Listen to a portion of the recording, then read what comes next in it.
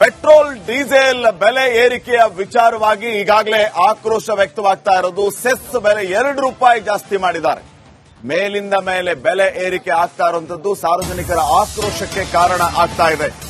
ಈಗ ಸದ್ಯಕ್ಕೆ ಇದೇ ವಿಚಾರವಾಗಿ ಈ ಪೆಟ್ರೋಲ್ ಡೀಸೆಲ್ ಕರಾಳ ದಂಧೆಯ ಭಯಂಕರ ಸುದ್ದಿವನ್ನ ಕೊಡ್ತೀವಿ ನೋಡಿ. ರಿಪಬ್ಲಿಕ್ ಕನ್ನಡದಲ್ಲಿ ತೈಲ ಕಳ್ಳರ ಕರಾಳ ದಂಧೆ ರಹಸ್ಯ ಒಂದು ಕಡೆ, ಬೆಲೆ ಏರಿಕೆ ಬಿಸಿ ಮತ್ತೊಂದು ಕಡೆ. ಈ ಮಧ್ಯೆ ಕಳ್ಳ ದಂಧೆಯಲ್ಲಿ ಅಧಿಕಾರಿಗಳು ಪೊಲೀಸರಿಗೂ ಪಾಲ ಹಾಕಿದ್ದಾರೆ. ಪುಣಾ ಬೆಂಗಳೂರು ಹೆದ್ದಾರಿ ಪಕ್ಕದಲ್ಲೇ ತೈಲದ ದರೋಡೆ, ಬಂಕ್ ಮಾಲೀಕರಿಗೂ ಟೋಪಿ, ಸರ್ಕಾರಕ್ಕೂ ವಂಚಿಸುವಂತ ಕೆಲಸ ಆಗ್ತಾ ಇದೆ.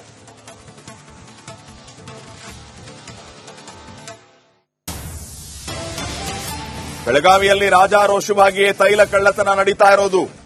ಸುಭಾಷ್ ನಗರ, ಅಶೋಕ್ ನಗರ, ಗಾಂಧಿ ನಗರವೇ ಅಡ್ಡೆ ಆಗಿದೆ. ಹೆಚ್ಚು ಕಮ್ಮಿ ಆದರೆ ಹೆದ್ದಾರಿ, ಮಾರುತಿ ನಗರ, ಉಡೀಸ್ ತೈಲ ಕಳ್ಳತನ ದಂಧೆಯಲ್ಲಿ ಪ್ರಭಾವಿಗಳು ಕೂಡ ಭಾಗಿಯಾಗಿರುವ ಅನುಮಾನ ವ್ಯಕ್ತವಾಗ್ತಾ ಇದೆ. ಗಾಂಧಿನಗರ ಸೇರಿ 3 ಕಡೆ ತಾತ್ಕಾಲಿಕ ಶೆಡ್ ನಿರ್ಮಾಣ ಆಗಿರೋದು.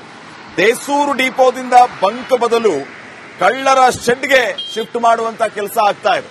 ಈ ರೀತಿ ಈ ತೈಲ ವಿಚಾರವಾಗಿ ದಂಧೆ ನಡೀತಾ ಇರುವಂತದ್ದು, ಇದರಲ್ಲಿ ಪ್ರಭಾವಿಗಳು ಕೂಡ ಭಾಗಿಯಾಗಿರೋದು. ಅವರ ಕುಮ್ಮಕ್ಕಿನಿಂದ, ಅವರ ಪ್ರಭಾವದಿಂದ ಈ ರೀತಿ ಎಗ್ಗಿಲ್ಲದೆ ದಂಧೆ ನಡೀತಾ ಇದೆ ಅನ್ನುವಂಥ ವಿಚಾರ ಗೊತ್ತಾಗ್ತಾ ಇದೆ.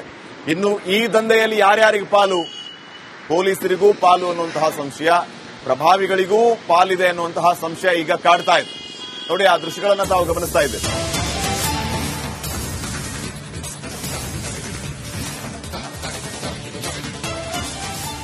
ನೋಡಿ, ಬೆಳಗಾವಿಯಲ್ಲಿ ರಾಜಾರೋಷವಾಗಿ ತೈಲ ಕಳ್ಳತನ ನಡೀತಾ ಇರೋದು. ಈಗಾಗಲೇ ನಾನು ಮಾಹಿತಿಯನ್ನು ನೀಡ್ತಾ ಇದ್ದೆ, ಎಲ್ಲೆಲ್ಲಿ ಯಾವ್ಯಾವ ರೀತಿಯ ಸಮಸ್ಯೆ ಇದೆ ಅಂತ ಹೇಳಿ. ಸುಭಾಷ್ ನಗರ, ಅಶೋಕ್ ನಗರ, ಗಾಂಧಿನಗರವೇ ಇವರದ್ದು ಅಡ್ಡೆ ಆಗಿರೋದು. ಹೆಚ್ಚು ಕಮ್ಮಿ ಆದರೆ ಹೆದ್ದಾರಿ, ಮಾರುತಿ ನಗರ, ಉಡೀಸ್ ತೈಲ ಕಳ್ಳತನ ದಂಧೆಯಲ್ಲಿ ಪ್ರಭಾವಿಗಳು ಕೂಡ ಭಾಗಿಯಾಗಿರುವ ಶಂಕೆ. ಗಾಂಧಿನಗರ ಸೇರಿ 3 ಕಡೆ ತಾತ್ಕಾಲಿಕ ಶೆಡ್ಗಳ ನಿರ್ಮಾಣ ಕೂಡ ಆಗಿದೆ.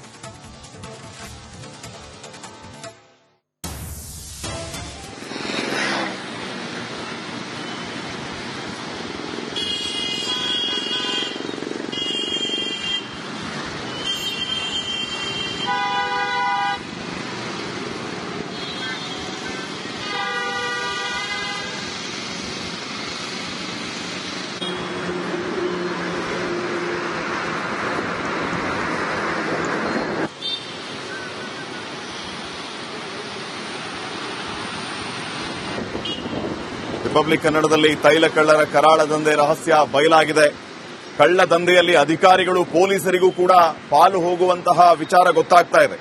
ಪುಣೆ ಬೆಂಗಳೂರು ಹೆದ್ದಾರಿ ಪಕ್ಕದಲ್ಲೇ ತೈಲದ ದರೋಡೆ, ಬಂಕ್ ಮಾಲೀಕರಿಗೂ ಟೋಪಿ ಹಾಕುವ ಕೆಲಸ, ಸರ್ಕಾರಕ್ಕೂ ವಂಚನೆ ಮಾಡುವಂತಹ ಕೆಲಸ ನಿರಂತರವಾಗಿ ವ್ಯವಸ್ಥಿತವಾಗಿ ನಡೀತಾ ಇದೆ.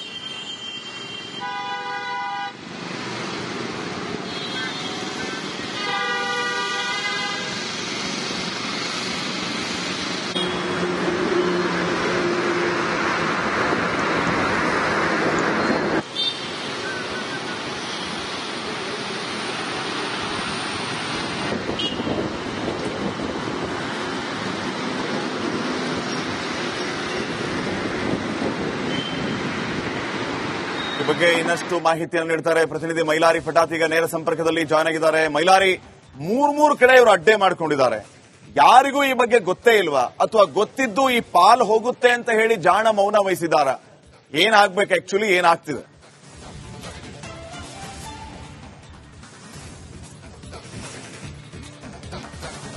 ಖಂಡಿತ ಶ್ರೀಪಾದ್, ಏನು ಡಿಪೋಗಳಿಂದ ನೇರವಾಗಿ ಪೆಟ್ರೋಲ್ ಪಂಪ್ಗೆ ಹೋಗಬೇಕಿದ್ದಂತ ಏನು ಪೆಟ್ರೋಲ್ ಮತ್ತು ಡೀಸೆಲ್ ಕಳ್ಳತನ ಕೂಡ ಆಗ್ತಿರುವಂತದ್ದು. ಅದಕ್ಕೆ ಪ್ರಮುಖವಾಗಿ ತೈಲ ಏನು ಟ್ಯಾಂಕರ್ಗಳಿದ್ದಾವೆ, ಇಲ್ಲಿ ಬೆಳಗಾವಿ ನಗರದ ಗಾಂಧಿನಗರದಲ್ಲಿ ಪ್ರತ್ಯೇಕವಾಗಿ ಅವುಗಳ ಶೆಡ್ ಅನ್ನ ನಿರ್ಮಿಸಿದ್ದಾರೆ. ಶೆಡ್ ನಿರ್ಮಿಸಿ ಅಲ್ಲಿ ಮೇಲಿರುವಂತಹ ಕ್ಯಾಪ್ ಅನ್ನ ತೆಗೆದು ಇಲ್ಲಿ ಪೆಟ್ರೋಲ್ ಮತ್ತು ಡೀಸೆಲ್ ಅನ್ನ ಕಳ್ಳತನ ಮಾಡಿರುವಂತಹ ಖದೀಮರ ಗ್ಯಾಂಗ್ ಇದು. ಒಟ್ಟಾರೆ ಇಲ್ಲಿ ಒಟ್ಟು 3 ಕಡೆ, ಬೆಳಗಾವಿಯ ಅಶೋಕ್ ನಗರ ಇರಬಹುದು, ಗಾಂಧಿನಗರ ಮತ್ತು ಸುಭಾಷ್ ನಗರದಲ್ಲಿ 3 ಕಡೆ ಕಡೆ ಇವರು ತಾತ್ಕಾಲಿಕವಾಗಿ ಶೆಡ್ ಅನ್ನ ನಿರ್ಮಿಸಿಕೊಂಡಿದ್ದಾರೆ. ಶೆಡ್ ನಿರ್ಮಿಸಿಕೊಂಡು ಅಲ್ಲಿ ಪ್ರತಿನಿತ್ಯ ಒಂದೊಂದು ಶೆಡ್ ನಲ್ಲಿ 15ರಿಂದ 20 ಟ್ಯಾಂಕರ್ ತೈಲ ವಾಹನಗಳು ಅಲ್ಲಿ ಸುಮಾರು 50ರಿಂದ 100 ಲೀಟರ್ ವರೆಗೆ ತೈಲ ಅಂದ್ರೆ ಪೆಟ್ರೋಲ್ ಇರಬಹುದು ಅಥವಾ ಡೀಸೆಲ್ ಅನ್ನ ಕಳ್ಳತನ ಮಾಡ್ತಿರುವಂತಹ ದೃಶ್ಯವನ್ನು ಕೂಡ ಗಮನಿಸಬಹುದು. ಪ್ರಮುಖವಾಗಿ ಈ ಘಟನೆಗಳು ಬೆಳಗಾವಿ ಜಿಲ್ಲಾಡಳಿತ ಇರಬಹುದು, ಮಹಾನಗರ ಪಾಲಿಕೆ ಅಧಿಕಾರಿಗಳಿರಬಹುದು, ಅಲ್ಲಿರುವಂತಹ ಪೊಲೀಸರಿಗೂ ಕೂಡ ಇದಕ್ಕೆ ಪಾಲು ಹೋಗ್ತಿದೆಯಾ ಅನ್ನೋ ಒಂದು ಅನುಮಾನ ಕೂಡ ಇರುವಂತದ್ದು. ಇದು ಹಲವಾರು ಅಂದ್ರೆ ಇವತ್ತಿಂದಲ್ಲ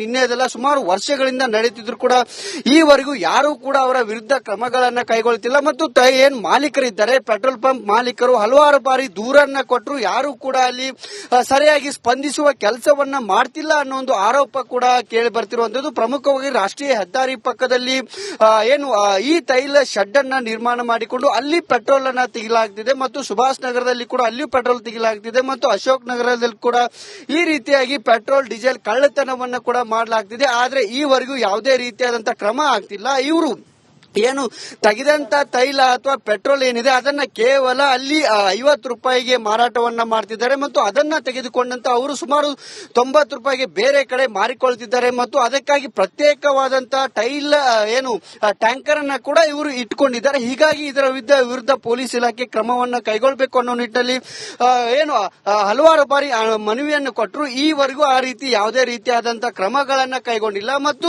ಇದಕ್ಕೆ ಪ್ರಮುಖವಾಗಿ ಸ್ವಲ್ಪ ಹೆಚ್ಚು ಕಡಿಮೆ ಆದ್ರೂ ಕೂಡ ಅಲ್ಲಿ ರಾಷ್ಟ್ರೀಯ ಹೆದ್ದಾರಿ ಪಕ್ಕದಲ್ಲಿದೆ. ರಾಷ್ಟ್ರೀಯ ಹೆದ್ದಾರಿ ಪಕ್ಕಕ್ಕೂ ಇಲ್ಲಿ ಉಡಿಸಾಗುವಂತ ಸಾಧ್ಯತೆ ಇರುವಂತದ್ದು ಮತ್ತು ಸಂಪೂರ್ಣವಾಗಿ ಮಾರುತಿ ನಗರ ಕೂಡ ಇಲ್ಲಿ ದೊಡ್ಡ ಪ್ರಮಾಣದಲ್ಲಿ ಹಾನಿ ಆಗತ್ತೆ. ಹೀಗಾಗಿ ಇದನ್ನ ಕಡಿವಾಣ ಹಾಕುವ ನಿಟ್ಟಿನಲ್ಲಿ ಬೆಳಗಾವಿಯ ಮಹಾನಗರ ಪಾಲಿಕೆ ಇರಬಹುದು ಅಥವಾ ಇಲ್ಲಿ ಪೊಲೀಸ್ ಇಲಾಖೆ ಬೆಳಗಾವಿ ಜಿಲ್ಲಾಡಳಿತ ಮುಂದಾಗಬೇಕು. ಇದನ್ನ ಇಲ್ಲಿಗೆ ನಿಲ್ಲಿಸುವ ಕೆಲಸವನ್ನ ಮಾಡಬೇಕು. ಜೊತೆಗೆ ರಾಜ್ಯದಲ್ಲಿ ಏನು ಬೆಲೆ ಏರಿಕೆ ಪೆಟ್ರೋಲ್ ಬೆಲೆ ಏರಿಕೆ ಆಗ್ತಿದೆ, ಡೀಸೆಲ್ ಬೆಲೆ ಏರಿಕೆ ಆಗುತ್ತೆ. ಆದ್ರೆ ಇಲ್ಲಿ mafia petrol mafia diesel mafia ಬೆಳಗಾವಿಯಲ್ಲಿ ನಡೀತಾ ಇದೆ. ಇದಕ್ಕೆ ಕಡಿವಾಣ ಹಾಕುವ ನಿಟ್ಟಿನಲ್ಲಿ ಪೊಲೀಸ್ ಇಲಾಖೆ ದಿಟ್ಟ ಕ್ರಮವನ್ನು ಕೈಗೊಳ್ಳಬೇಕು. ಅದನ್ನ ಬಿಟ್ಟು ಇಲ್ಲಿ ಕಣ್ಮುಚ್ಚಿ ಕುಳಿತುವ ಕೆಲಸವನ್ನ ಮಾಡಬಾರದು ಅನ್ನೋ ನಿಟ್ಟಿನಲ್ಲಿ ಇಲ್ಲಿ ಸಾಕಷ್ಟು ಆಕ್ರೋಶ ಕೂಡ ವ್ಯಕ್ತ ಆಗ್ತಿರುವಂತದ್ದು. ಶ್ರೀಪಾದ್ ಒಟ್ಟಾರೆ ದೃಶ್ಯದಲ್ಲಿ ಗಮನಿಸಬಹುದು. ಇದು ಒಂದೇ ಪೆಟ್ರೋಲ್ ನಲ್ಲಿ ರಾತ್ರಿ ಹಗಲು ಅಂದ್ರೆ ನಿರಂತರವಾಗಿ ನಡೀತಾ ಇರುವಂತಹ ಈ ಒಂದು ದಂಧೆಗೆ ಕಡಿವಾಣ ಹಾಕಬೇಕು. ಇಲ್ಲಿ ಪ್ರಮುಖವಾಗಿ ಈ ಒಂದು ದಂಧೆಯಲ್ಲಿ